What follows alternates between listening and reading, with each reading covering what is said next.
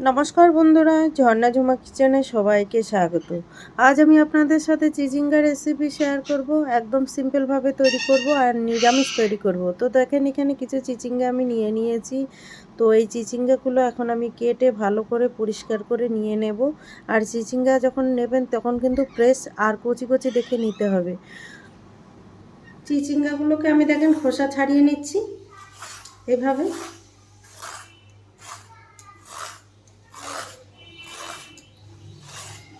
চিচিঙ্গার খোসা কিন্তু এইভাবেই ছাড়াতে হয়। দেখেন খুব সুন্দর পরিষ্কার হয়ে গেছে,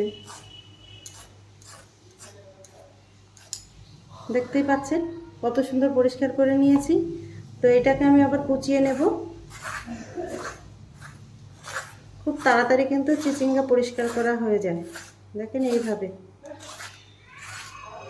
আর চিচিঙ্গা কিন্তু অনেকে খেতে চায় না, কিন্তু আমি যেইভাবে রেসিপিটা তৈরি করছি এইভাবে কিন্তু আপনারা তৈরি করে খেয়ে দেখেন, সবাই কিন্তু খুব ভালোবাসবে।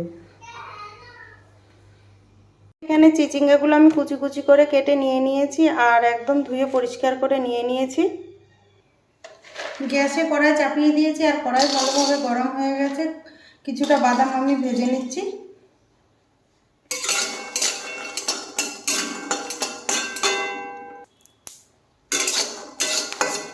দেখেন বাদাম ভাজা হয়ে গেছে, এখন আমি তুলে নিচ্ছি।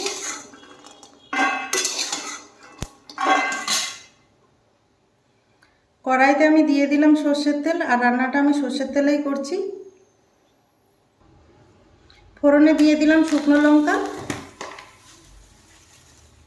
আর দিয়ে দিলাম কালো জিরে। লঙ্কা আর জিরে ভাজা হয়ে গেছে, এখন আমি এর মধ্যে কেটে রাখা চিচিঙ্গাগুলো দিয়ে দিলাম।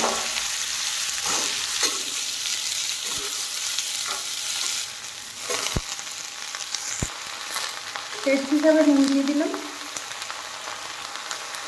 দিয়ে দিলাম হলুদ গুঁড়ো। এখন নেড়ে দেবো আর নেড়ে চেড়ে এখন ভেজে নিতে হবে।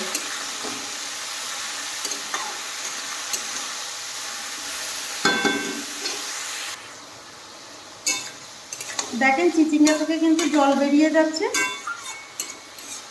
তা চিচিঙ্গা ভাজা হতে থাক, ততক্ষণ আমি এর জন্য মশলা তৈরি করে দেব। নিয়ে নিলাম মিক্সির জার। মিক্সির জারের মধ্যে দিয়ে দিলাম চিনে বাদাম। বাদামগুলো আমি আগে ভেজে নিয়েছিলাম। দিয়ে দিলাম একটা কাঁচা লঙ্কা, দিয়ে দিলাম 1 চামচ পোস্ত। কিছুটা দেখেন জল দিয়ে দিলাম। জল দিয়ে এটাকে আমি পেস্ট করে নেব।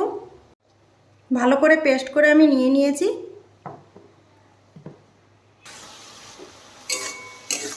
এদিকে দেখেন চিচিঙ্গা কিন্তু অনেক নরম হয়ে গেছে। এখন আমি পেস্ট করা বাদাম, পোস্ত আর কাঁচা লঙ্কা দিয়ে দিলাম। দিয়ে নেড়ে চেড়ে ভালো করে চিচিঙ্গার সাথে মিশিয়ে দিচ্ছি। এখানে কিন্তু চাইলে কিন্তু আপনারা নারকেলও বেটে দিতে পারেন।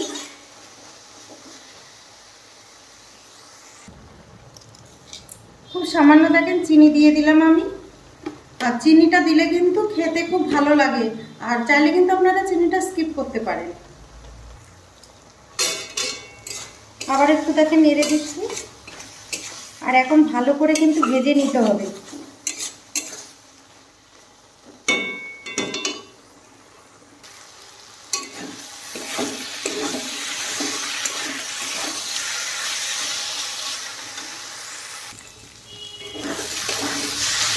দেখেন চিচিঙ্গা আমার ভালো করে ভাজা হয়ে গেছে।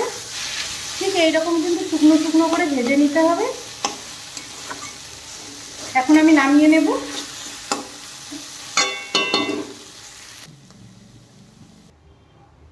এখন আমি দেখেন প্লেটে নিয়ে নিলাম।